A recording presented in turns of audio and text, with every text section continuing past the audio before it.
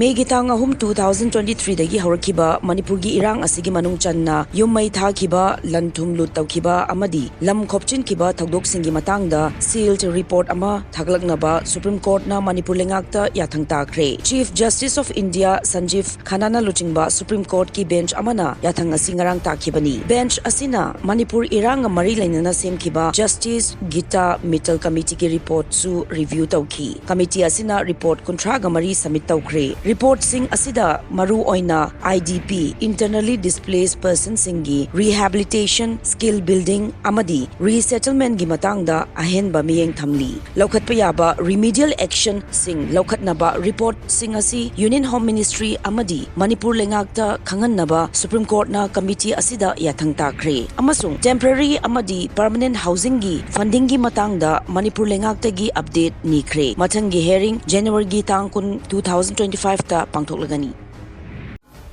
Hiram asing mari lainana Haryana gi highway da kem tawduna lairiba laubasing asi takthoknaba tharakpa petition ama Supreme Court na ningthau kaba numitta reject taw. Haryana amasung Punjab ki ngamkhaida kem tawduna lairiba laubasingi Delhi chalo khongchat sagol sel numit fawba yaithokre. Haiba ware basi ngarang famkhiba Kisan Mazdoor Morcha amadi Samyuk Kisan Morcha gi apunma mifam amada aukhibani. Tanbayai December 3 amadi 9 gi numitta lauba chamaga sukna amagi kangbu ama Delhi tam na khongna junction na honabada Haryana police amadi paramilitary force na tear gas shell kapada lauba kunthra gi matakta asok apan nang balai khrabani.